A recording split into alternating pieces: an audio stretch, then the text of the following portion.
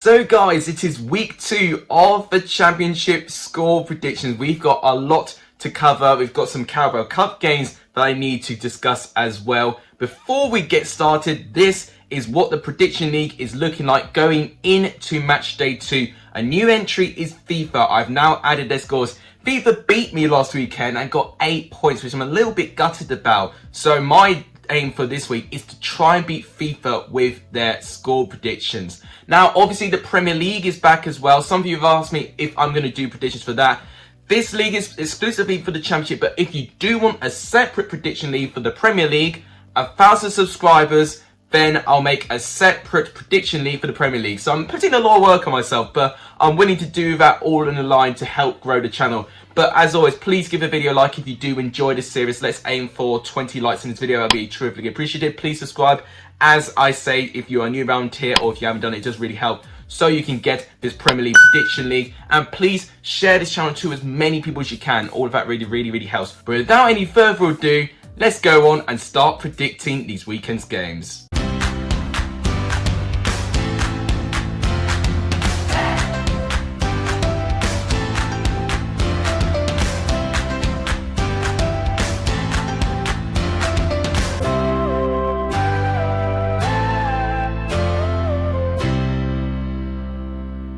So we'll start off with Peterborough going up against Derby. This is the early game for Saturday. And I won't lie, both these sides, I think, really do need to try and get some 3 points in this game.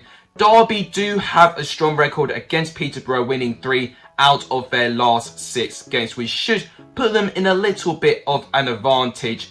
Peterborough really have disappointed me at the moment. In their last 2 games, they've not managed to score a single goal. Obviously losing 3-0 to Luton and then 4-0 to Plymouth in the Carabao Cup with an aggregate score of 7-0. My heart goes out to anyone from Plymouth, by the way, due to recent events. Ryan Hardy and Luke Jeffcott were absolutely brilliant in that game, and they really outclassed Peterborough. I know their squad was changed, but they still had the likes of Frankie Kent. They still had the likes of George Grant as well. They had some great players in that squad. Derby won their Carabao Cup game against Salford, albeit they had a big scare. They were 2-0 down, but fair play. In the second half, they did start to turn around, and Ravel Morrison, what an impact he had when he came on. The free kick he scored was absolutely brilliant, and they won eventually on penalties after it ended 3-3.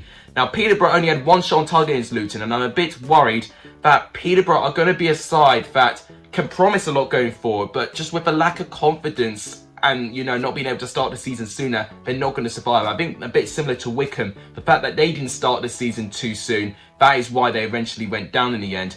So with that in mind, I actually have a feeling Derby might win this, you know. I'm going to say a 2-1 away victory to Derby. I think Derby might actually edge this one. FIFA 21 is going for a 2-0 win to Derby. Next up, we've got Barnsley going up against Coventry. Now, both of these sides had a very disappointing cup exit, both losing to lower league opposition. Barnsley losing on penalties against Bolton after a 0-0 draw after full time, and Coventry losing in full time against Northampton after leading the game as well. Both sides with a very disappointing result on that front. Now, Barnsley don't have a good record against Coventry. They've not beaten Coventry since all the way back in League One in 2016. We still had the likes of Mark Roberts in that squad. He was one of the goal scorers for Barnsley. And James Maddison was one of the Coventry players at that time. So it was that long ago. So Barnsley not being able to have too much success against this Coventry side. Coventry, they'll need to deal with Barnsley's press. I think that's going to be one thing they need to work with. But for the fact that Coventry did manage to overcome a comeback, you know, within 10 minutes against Nottingham Forest, just goes to show their momentum and also their strong mentality as well, which I think could definitely help them with this season. Now, defending set pieces is something that Barnsley need to improve. They conceded the goal against Cardiff with a simple corner and a header. They need to really work on their set piece defending. Now with this game, I don't know. You know, I might sit on the fence with this one. I think overall it'll be a 1-1 draw. I think both sides are going to be very close. FIFA 21's predicted 2-1 Barnsley, which would have been my alternative result. Next up, we've got Birmingham versus Stoke. This is a Gary Rowett derby, isn't it? Both of Gary Rowett's former clubs going up against each other. Now, Stoke, I think, could make a couple of changes. Of course, they actually have made a couple of transfers very recently. I think Surridge could start. He really impressed, obviously, you know, coming on as a substitute and scoring the winner for Stoke against Reading last weekend. Also impressed in their Carabao Cup win as well. Ostergaard, a new signing they made at the back, I think could join. Harry Souttar, I think, will recover from injury as well. So their squad might change a little bit, and if anything, it might improve in strength as well. Birmingham have the stronger record though against Stoke. They have won 4 of their last 6 meetings against Stoke City. And both teams did get to a winning start of the season, as I said, with Stoke. 3-2 win over Reading. Brilliant game it was as well. And in terms of Birmingham, an unbelievable 1-0 win versus Sheffield United, to have that bravery to defend Sheffield United like that. They really didn't have any of the ball, and they did restrict them to chances, which I've been really impressed by. Their work off the ball, I think, was something short of sensational. Now with this game, this is so difficult to call, but I think this will actually end as a draw. I think it'll be a 1-1 draw once again. I can't edge the sides. It's so close. Stoke, I think, definitely have the better attacking players, but I think Birmingham, just with their hard work off the ball, I think they'll manage to restrict it. FIFA 21 is going for 2-0 Stoke. Next up, we have got Blackpool going up against Cardiff. Now, both sides had very different Carabao Cup games in midweek. Blackpool wiped the floor with Middlesbrough, beating them by 3-0. It was an unbelievable performance by the team in orange. Cardiff, however, they were given a real scare against EFL new boys Sutton United, narrowly beating them by 3-2. It was really a good game actually between those two sides. Both sides started this championship season with a 1-1 draw. Of course, Cardiff led against Barnsley, but disappointingly a couple of minutes later they did equalise. As with Blackpool, they were in the back foot for a lot of that game against Bristol City, but they found the determination to score in the final minute and to get a point. And I think that determination and resilience, I think, is going to really help Blackpool in this season. Now, in Bloomfield Road, Blackpool have a really strong record there in League One. I think they had the best home record, actually, along with Hull City in League One last year. Blackpool, I think, will start Lavery and Josh Bowler, because both really impressive, and that Everton connection, I think, really does help with that Blackpool side. But I think it's going to be 1-0 Cardiff. I think Kiefer Moore's returning, so I think he will hit the ground running. So I'm going to say 1-0 to Cardiff. FIFA 21 is also going to agree with me. Next up, we've got Huddersfield going up against Fulham. Now, both these sides starting the season also with a 1-1 draw. We had a lot of 1-1 draws last weekend. Huddersfield managed to get back into the game after going behind against Derby. It was poor defending from a corner, but a great set-piece goal delivered by Sorba Thomas, one of their academy players, and Naby Sarr with the header.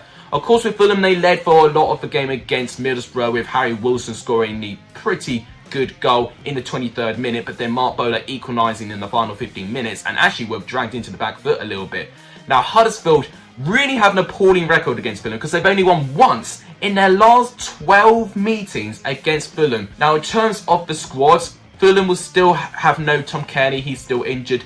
And Gisa, I think, is still not going to be available. He's got interest. But as with Huddersfield, they've also got Lewis O'Brien. Leeds, I've been giving a couple of bids in. I think a bit undervalued for me. But I think still with that interest with Leeds, I think O'Brien still may not play with that. I think Karoma could return for Huddersfield, which is interesting.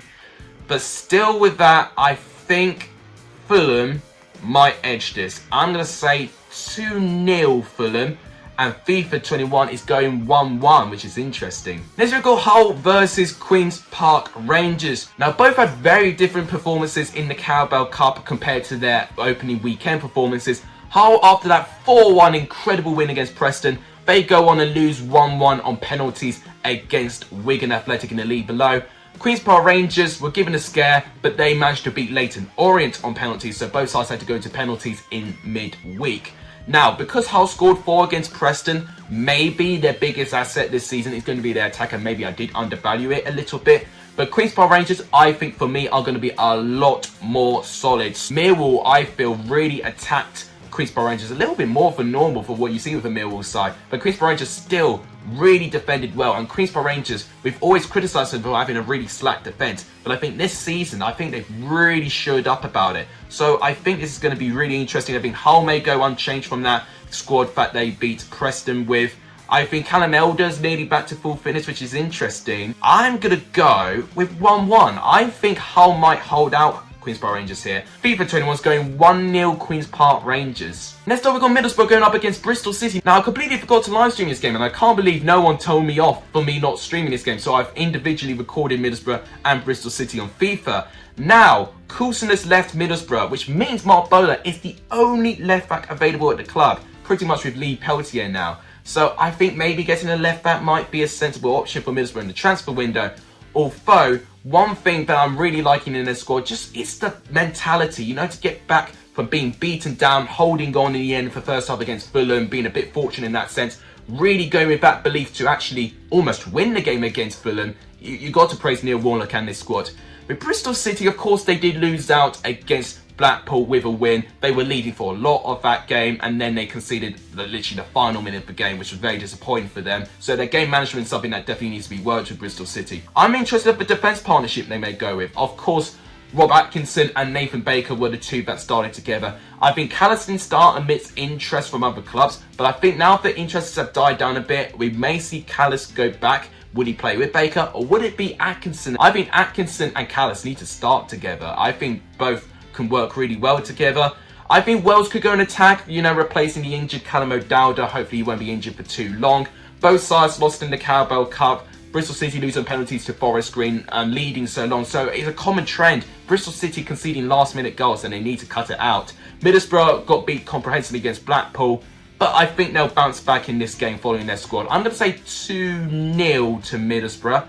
FIFA 21 is going 1-0 Bristol City. Next up, we've got Millwall going up against Blackburn. Now, both sides with a very different result in their Carabao Cup game. Millwall beating Portsmouth in midweek, but Blackburn losing to League One newcomers Morecambe. And Morecambe don't need to travel far to their next game. They've got Preston to face in their next round. But 2 championship clubs for Morecambe is absolutely unbelievable. They're reaching new heights.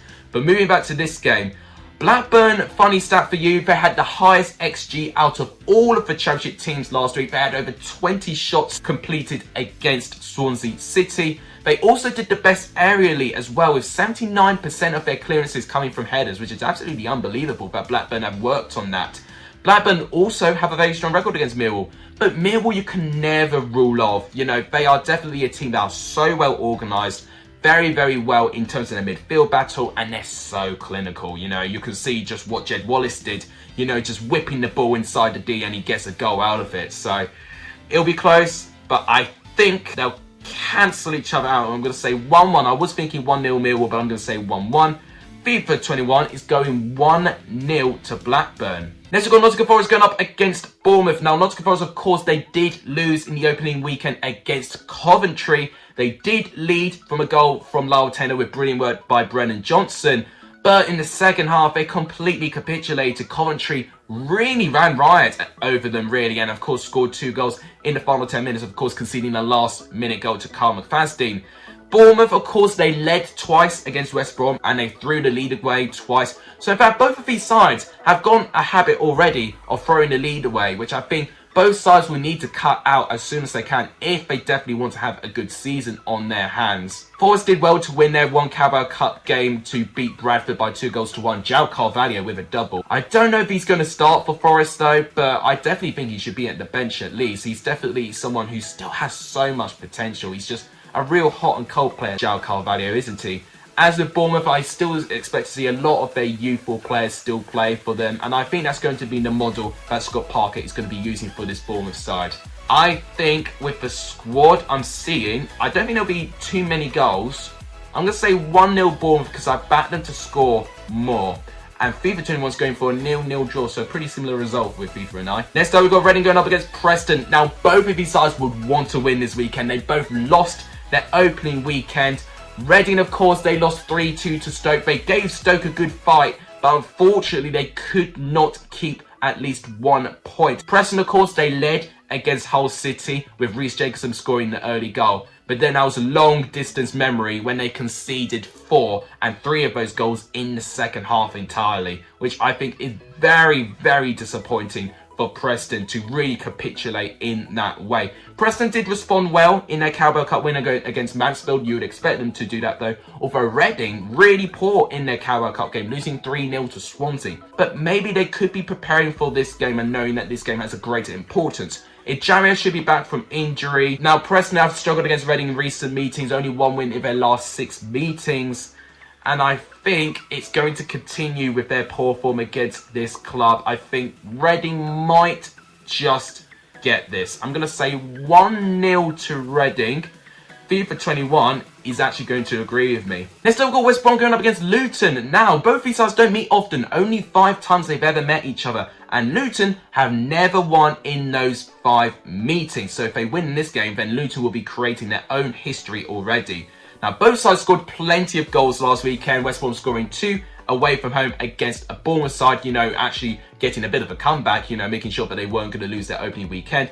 Luton scored 3 goals against Peterborough and honestly gave a very dominant performance against this Peterborough side, only restricting them to 1 shot on goal. West Brom, I praised them for their really high press and their work off the ball. I think it was very evident. I think they had one of the most tackles out of all the Championship teams last weekend. But they've not created too many chances for me, which I think is going to be an area which I think they do need to improve on. Luton Town had the 2nd best XG.